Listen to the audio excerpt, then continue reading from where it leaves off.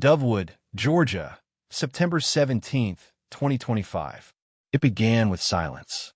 Not the kind that soothes. Not the gentle hush of a quiet country morning. No, this was a silence that pressed against the eardrums like a vacuum. A silence that suggested something had been removed from the world. Not merely absent, but ripped away.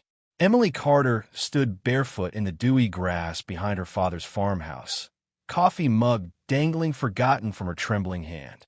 Her breath was shallow, chest tight. Her senses were screaming, but she couldn't explain why. There was no danger, no threat, just the sky, and the silence, and the vibration. It had started minutes ago, soft at first, like a subwoofer on the edge of hearing. But it was inside her now, nesting behind her ribs, making her stomach twist like it was rejecting something invisible. She bent down and placed her hand to the ground. And there it was. A pulse. A throb. A presence. It was real. Emily hadn't meant to return to Dovewood. The small Georgia town held too many ghosts. Her mother's sudden death, her father's descent into reclusive paranoia, the incident no one ever talked about. But after the collapse, the breakdown, the job loss, the sleepless nights haunted by hallucinations and thoughts she couldn't control, she had nowhere else to go. Her therapist called it crisis retreat. Emily called it running. Yet now, standing in the golden light of early morning, she wasn't sure she'd run far enough. Inside the farmhouse, dust floated like ash in the sunbeams, slicing through the curtains. Emily walked slowly through the narrow hallway, the floorboards groaning under each step. Family photos lined the walls, warped from humidity, the smiles cracked and faded. Her eyes caught on one frame, a photo of her at 9 years old, holding a crayon drawing of 3 tall stick figures with no faces. Behind them was a tree. Underneath, in jagged letters, she'd scrawled, "There in the trees." She didn't remember drawing it. She didn't remember much from that year. Just flashes. The forest. The static. Her father screaming in the barn. She shook her head violently, trying to clear the fog. "It's in the past," she whispered. That was a breakdown. A kid's imagination. None of it was real. But the ground trembled again, not like an earthquake. Not from below. It was more like the air shuddered. Like reality was glitching. She ran to the front door, threw it open, looked up at the sky, and saw it. A black line, thin as thread, perfectly straight, stretching from horizon to horizon, motionless, unmoving, not cloud, not plane, just wrong. Her throat dried, her chest heaved. She heard her name, whispered, not from outside, not from memory, from within. Emily. She stumbled back into the house and locked the door. 17 miles away, sheriff's office. Sheriff David Rourke, a man built like a tree stump and just as stubborn, sat in his dimly lit office, chain-smoking Camels and ignoring the blinking light on the answering machine. 26 voicemails this week. All the same pattern. My son says something's watching him. Our cows are walking in circles. The static comes at night. What is Sprunki? He didn't know what the hell Sprunki was, but it was spreading, like a disease, a madness. The school closed yesterday after 3 children drew identical symbols on the chalkboard, a spiral made of fingers. The local pastor screamed in the middle of his sermon and ripped out his own tongue. And last night, in the woods behind his house, Rourke had heard it. The voice. "You see now, we are here." His service weapon hadn't left his belt since. Back in Dovewood, Marcus Thorne's world was unraveling. His mother had driven nonstop, face like stone. She hadn't spoken, hadn't blinked. She just kept whispering one phrase to herself. Don't answer the whisper. Don't follow the sky. He wanted to scream, to cry, to demand answers, but something inside him, something ancient and primal, told him that making noise right now was dangerous. He pulled out his phone. No service, no Wi-Fi, no GPS, but one notification blinked. Sprunki added you. He opened the app. There was no app. His phone turned off. It didn't turn back on. Nightfall came with no stars. Just black. And the line. People started losing time. An old woman woke up, standing on her roof, smiling. A mailman drove his truck into a lake with a grin. A teenager in a live stream whispered for 20 minutes straight. They're behind the sky. The sound isn't sound. They are the sound. Sprunky is thought. Emily didn't sleep. She heard scratching in the attic. Not rats. Not animals. Knuckles. A pattern. A code. She sat in her father's study, flipping through old journals he left behind. Most of it was madness. Paranoia. Scribbles. But then she found a page, dated 1987. They came again. Third night in a row. The sound is not external. It's resonant, like a tuning fork buried in my skull. And the word, Sprunky, they want me to say it. Over and over. I won't. I think the town made a deal. Long ago. We forgot. But they didn't. Sprunky feeds on fear. On memory. On repetition. She dropped the notebook, hands shaking. The walls breathed. No. They inhaled. Then the black line in the sky moved. It rippled. Shifted. It was not a line. It was a slit. Something was watching through it. Emily fell to her knees and whispered the only thing she could. God help us. But no one answered. Only the silence. Only Sprunky. September 19th, 2025, Dovewood, Georgia. It had been 48 hours since the line split open. No one in Dovewood said it aloud, but they all knew. Something changed. It wasn't just the blackout, the phones, or the dead birds dropping from the sky like ash. It was deeper, woven into thought, into memory.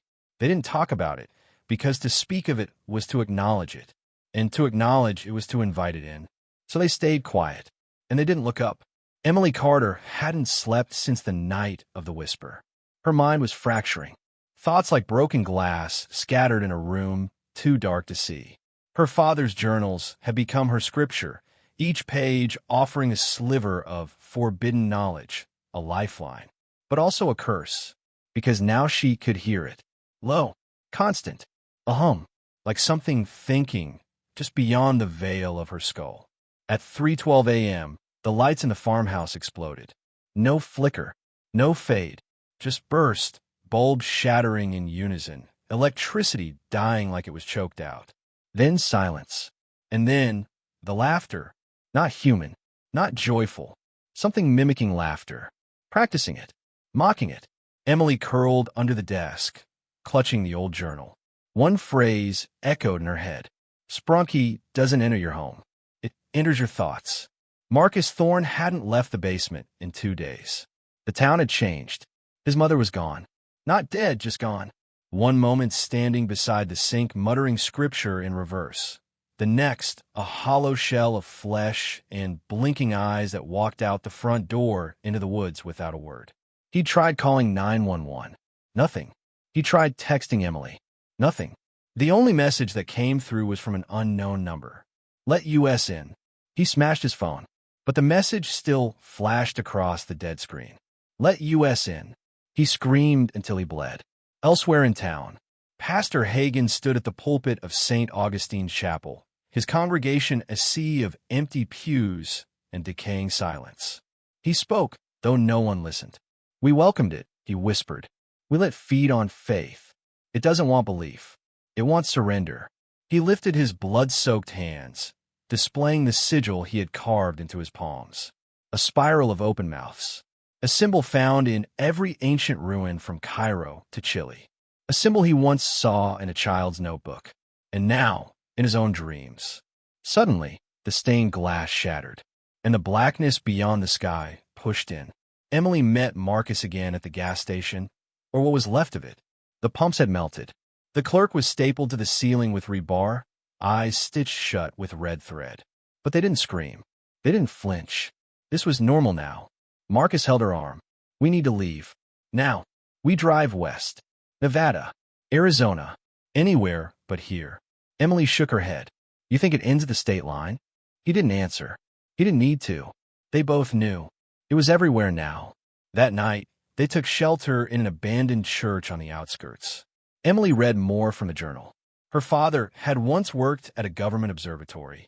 He claimed Sprunky was first detected as a frequency, a low signal buried in cosmic microwave background data, a hum that appeared in every galaxy, a voice that wasn't speaking but waiting. It doesn't arrive, the journal read. It awakens, not from space, from below thought, from the basement of the mind. Sprunky is not a being. It's a shift. A turning, a filter removed from the eye of mankind. And once seen, it can never be unseen. Emily looked at Marcus. He was pale, sweating, whispering to himself, "Don't look, don't listen, don't remember, don't look, don't listen, don't remember." But he had looked, he had listened, he had remembered, and now it remembered him. At 3:33 a.m., the world bent. Literally, the sky creased like paper folded by invisible hands. The stars twisted, forming a new constellation, a spiral with a slit at the center. A watching eye. Then the air turned thick, vibrating, like the atmosphere itself was thrumming. And people began to scream. From every house, every street, every hill. Voices not in pain, but joy. Pure, twisted joy, as if they'd been waiting to scream their whole lives. Marcus bled from his eyes. Emily laughed and didn't know why. A newborn in town grew old in under a minute. A dog spoke Latin. A blind man saw the black line and tore out his own eyes again, begging for unseeing. The town no longer belonged to the world. It belonged to Sprunki. In the final pages of her father's journal, Emily read the last entry. There is no escape, not from a thought, not from a concept that wraps itself around the collective mind. They asked the world a question. We answered. They're not gods. They're not demons. They are the reflection of our silence. You do not run from Sprunki. You do not fight it. You either forget or become. Emily dropped the journal, her mouth dry, her hands shaking. From outside the broken stained glass window, a voice called her name. Not from the trees, not from the sky, from within her. Emily, we remember you. She looked up. The slit in the sky had grown. Something moved behind it. Something with eyes that mirrored her own. September 21st, 2025, Dovewood, Georgia. The town gnome. Streets curved into themselves. Time blurred like a reflection in oil. People forgot where they were, who they were, until the thing behind the sky reminded them. And it always reminded them with pain. Sprunki didn't possess. It rewrote. Emily Carter opened her eyes and found herself in a room that didn't exist. It had her childhood wallpaper, her bloodied shoes from the 3rd grade, a mirror that reflected a different girl, older, sadder, eyes too wide. Behind her, Marcus was curled in a fetal position on a bed made of ash. His lips moved but made no sound. His skin had turned translucent. Blue veins pulsed with something not human. She touched his shoulder. He whispered, "We're not dreaming. We're being remembered." Earlier that morning, they had tried to run. The car had turned in circles for hours. No roads out of town. Only curves. Only spirals. They stopped when they saw the floating house. Just hovering. Rootless. Pulsing like a heart. A child's voice came from inside. "Mommy, I saw your face today. You weren't wearing it." Emily vomited. Marcus bled from his nose. They knew something was inside them now. Sprunki didn't attack from the outside. It seeped in, changed perception, twisted grief into doorways. Emily's memories came in flashes now, but not her own. A child locked in a school basement in 1952. A man swallowed by static in a bunker in 1974. A soldier in 1943 whispering Sprunki over and over before biting off his fingers. A woman in 1896 who painted black lines on her ceiling until they opened. Each memory ended the same way. Silence, then a scream, then forgetting. That afternoon, they found the others.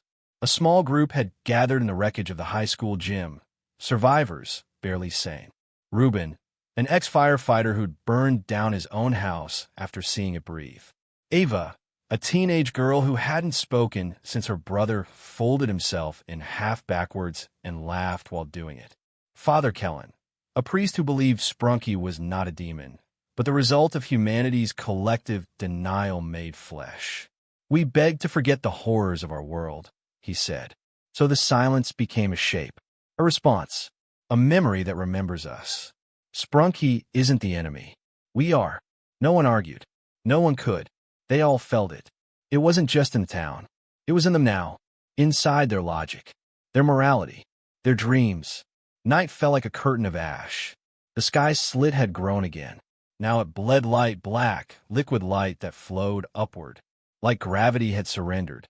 Marcus dreamed of hands, too many fingers, each one touching memories he didn't want to remember. Emily heard her mother crying in the walls. But her mother had been dead for 14 years. She looked at her own reflection. It blinked before she did. The group began collapsing. Ava vanished, no trace. Just a pile of nails where she sat.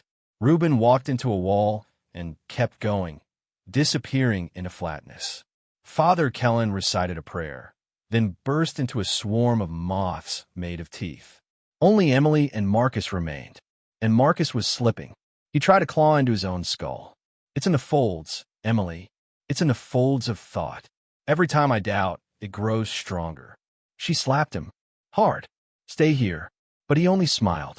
We were the ones who asked for this. Don't you get it? We prayed for silence, for numbness, for escape. And something answered. Something ancient and patient. It's not killing us. It's making us honest. Emily ran into the forest, past warped trees and screaming shadows. At the center of town, a hole had opened. Not in the ground, in reality. A black, spiraling wound that pulsed with memory, noise, grief. Voices poured out. Her mother begging for help. Her father's last screams. A child she never had, calling her name. Come home, they said. We're waiting. It's warm inside the silence. Emily fell to her knees, hands over her ears. No. And the wound pulsed, and the sky blinked. Suddenly, silence. Pure, clean, absolute. Marcus appeared beside her. But not Marcus. He was calm now. Hollow. His eyes mirrored the sky. It's not over, Emily. It hasn't even begun. You're the echo. You're the one who remembered. And now you have to show them all. She looked up. Behind the slit in the sky, something immense was waking up. Not a god, not a creature. A thought, a network of memory, a sentient pattern of forgetting. And it remembered her name. September 23rd, 2025, nowhere that exists. Emily Carter awoke in a place that shouldn't exist. Stone walls covered in living patterns. Domes made of bones and time. Light emanating not from lamps, but from memories that hung in the air like dust, whispering. It was a church. It was a labyrinth. It was her. The memory cathedral. 1. The cathedral remembers you. Welcome home, the echo said. She wasn't alone. Marcus was here, or what was left of him. His face was smooth, as though it had been redrawn. He smiled in a way no human could. We all end up here, Em. When the world forgets you, the cathedral remembers. But what is it? Her voice shook. It's the first lie, the last truth, the monument built from everything you tried to bury. The ceiling hung with memories, scenes of her childhood, arguments, secret thoughts. But they were distorted with other faces, other voices, and always one figure in the background. Thin, black, watching. Sprunki doesn't appear. It reveals. 2. The spiral of truth. Emily walked through a gallery of mirrors, but there was no reflection of her. There were a teacher who died in 1998, now holding her childhood diary and smiling a bloody smile. Friends who had forgotten her name, now whispering it in unison. And in the last mirror, her mother, but with Sprunki's eyes. Black, looking not at her, but through her. The mirror cracked. You asked for truth, her mother said, but you forgot the price. 3. Room of the unborn. The cathedral let her down. Below what was possible. Below thoughts. Below logic. In one of the chambers, the room of the unborn. Here lay lives that did not happen. People she could have met. Decisions that could have changed everything. Moments that Sprunki preserved. On the walls, her potential children. On the floor, letters she never wrote. In the center of the room stood herself. Older, wiser, without pain. This is who you could have been. If you'd never looked up. Emily cried. Why show me this? Because now you have a choice. 4. Marcus's truth. On the next level, Marcus, or his soul, his essence, his scar from what he knew. He was crucified, not on a cross, but on a spiral. Around him, fragments of his past. His mother, murmuring prayers as the town collapsed. His brother, lost in childhood and found 10 years later, without skin but smiling. His own face but empty. He screamed not from pain, but from recognition. Emily approached. Sprunki is a cathedral made from choices we deny, he whispered. And we built it, Em. We prayed for it. Why me? Because you remember. You always did. And now, it remembers you. 5. The Spiral Choir. At the top of the cathedral, a dome from which a choir could be heard. Thousands of voices. Their voices. All those who try to forget. All those who close their eyes. They sang. We forget to feel. We forget to cry. We forget what made us human. And it grew. And it watched. And now it sings. Emily screamed. But the sound of her scream became part of the choir. She fell to her knees. 6. The Choice. In the center of the cathedral, a black staircase leading into the sky. At its end, a slit in the sky. The eye, the spiral, the knowing. Marcus, now almost dissolved, touched her hand. One step, you become part of it. You forget pain, fear, self, or you carry the memory and suffer forever. Emily looked up. The staircase pulsed. You wanted to understand, a voice whispered in her head. Now you do. Now choose. She took a step, but not up. She turned. She returned to the mirrors, to the memories, to the pain. I won't forget. I won't become. I'll remember for everyone. The cathedral screamed. Sprunki screamed. But she held. She remained. Human. September 25th, 2025, Dovewood, Georgia. The sky was broken. The ground had fractured. But none of that mattered anymore. What mattered was the whispering, a voice that didn't speak, but existed. It crawled between thoughts and shivered beneath the surface of her mind. And now it was no longer silent. Emily Carter stood alone, surrounded by remnants of what used to be real. She could no longer feel her body. She could no longer see Marcus. And the town? The town had been folded into it, Sprunki. Or was it all part of her now? Was she part of it? 1. The Awakening. When Emily opened her eyes, she found herself standing in a forest that wasn't quite a forest. Trees twisted in unnatural directions, spirals within spirals. The air was thick, heavy with the scent of decay. The sky above had no sun, only a flickering glow that resembled the last remnants of a dream. In the distance, she could hear it, the sound of a heartbeat, slow and rhythmic, growing louder with each passing moment. She turned and saw Marcus. But he was different. He no longer looked like the man she once knew. His eyes were hollow, black pools of nothingness. His skin, pale as ash, seemed to ripple with the same unnatural pattern as the world around them. You're not real, Emily whispered, her voice trembling. None of this is real. Marcus smiled, but it wasn't the smile she remembered. It was hollow, empty, a smile that no longer meant anything. That's the problem, Emily. Nothing here is real anymore. 2. The burden of memory. Sprunki had already claimed everything. It had wrapped its tendrils around the very core of her being, made her remember things she never asked to remember. Memories of a life she didn't live, of things she couldn't grasp, but that now felt realer than anything she had ever experienced. In the mirror of her mind, she saw faces. Faces of people she had never met, yet knew intimately. She saw the child she could have had, the lover she never found, the family she lost. Their eyes followed her everywhere, their whispers deafening. Remember what you were meant to be. Was this a gift or a curse? As the town dissolved, its remnants remained within her mind. The people, the places, the things that were now only fragments, they existed in her memories. They were trying to pull her in, to make her a part of them, to drown her in what was lost. And yet, she couldn't forget, no matter how hard she tried. Sprunki had made sure of that. 3. The echoes speak. The sky split open, not in a violent, dramatic fashion, but with a quiet, bone-chilling ease, as though it had always been waiting for this moment. The darkness bled through the cracks, seeping into the world like ink spilling from a broken bottle. The echoes grew louder. Voices, not from people, but from things that never existed, things that were born from the pain of remembering. And now, they wanted to be remembered by her. Do you remember the feeling of being free? Do you remember the last time you were happy? Do you remember why you're here? What you're meant to do? They whispered her name. They screamed at her. They begged her. End this. End it. End us. In the distance, a figure appeared, the same thin, black figure she had seen before. It was Sprunki, though it was more than that. It wasn't a creature. It wasn't an entity. It was a thought made flesh, an embodiment of everything that humanity had tried to ignore.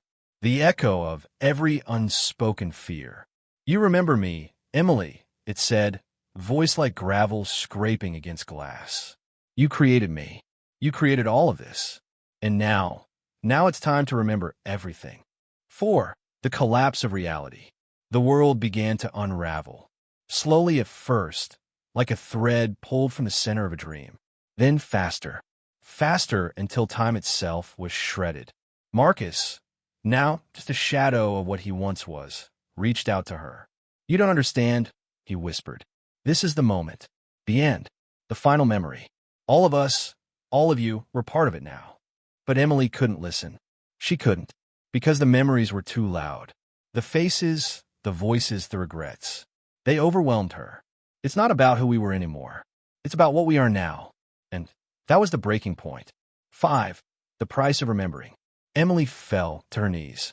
Her hands trembled as she reached toward the sky that was no longer the sky. It was Sprunki reaching down to claim her, to pull her into its endless web of forgotten truths. "I never wanted this," Emily cried. "I just wanted to forget, to live, to escape." But escape wasn't an option anymore. The more she remembered, the more the world around her changed. The line between memory and reality blurred until there was no difference. Sprunki had absorbed them all, their memories, their pain, their truths.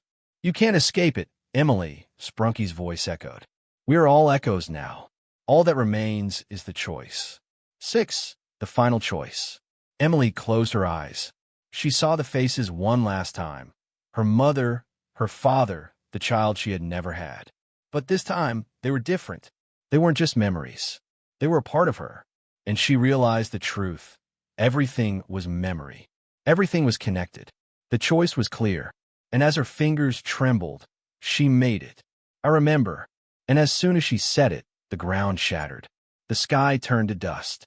Emily stood alone, and for the first time in what felt like forever, the voices fell silent.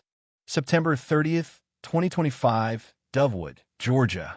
The world stood still. Not in the way time ceases to exist, but in the sense that everything had collapsed into one moment. A single suspended breath. The universe no longer moved forward. It lingered like a half-finished thought that couldn't decide if it was true or a lie. Emily Carter stood at the edge of the void. The ground beneath her feet had disappeared. The trees, the buildings, the people, they were all gone. All that remained were echoes. Her echoes. She looked around, but there was nothing.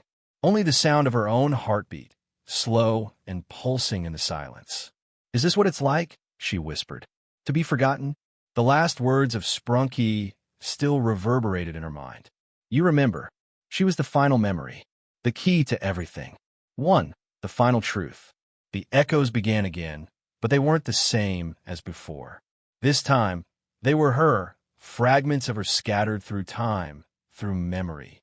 Every version of herself, the child, the teenager, the woman who had lived a life before all of this began.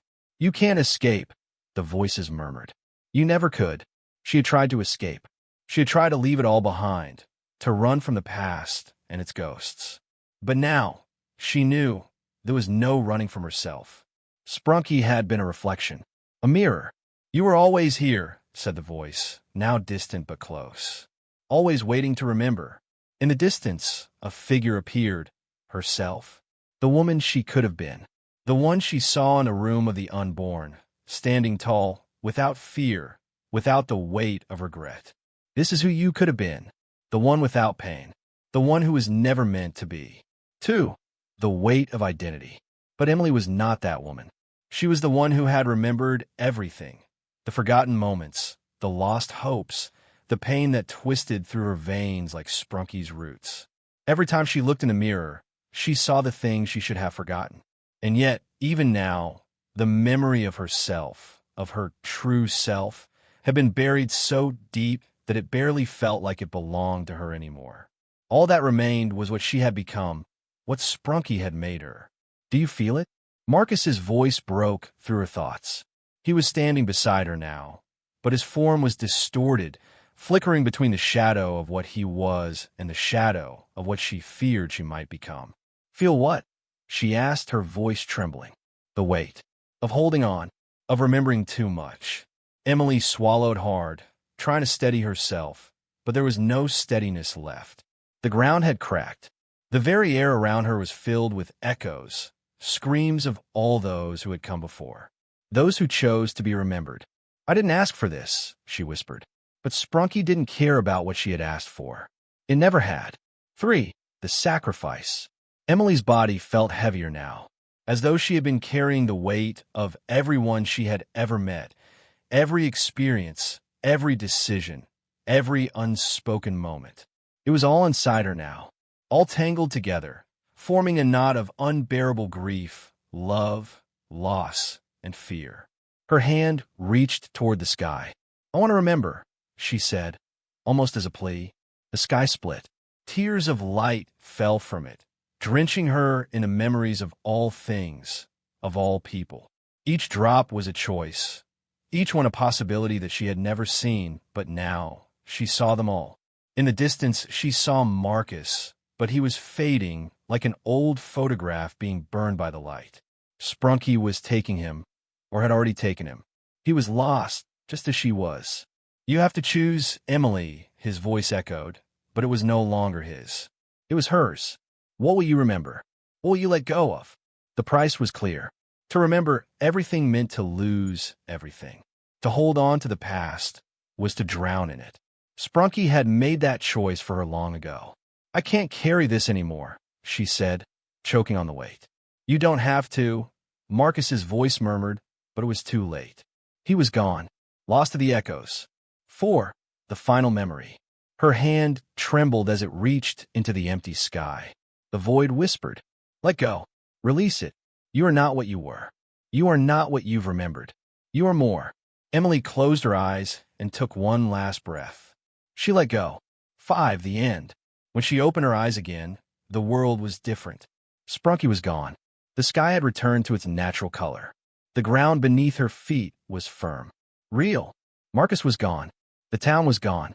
Dovewood was gone. All that remained was her. She felt lighter, freer, but the echoes remained. Quiet now. Faint whispers in the back of her mind.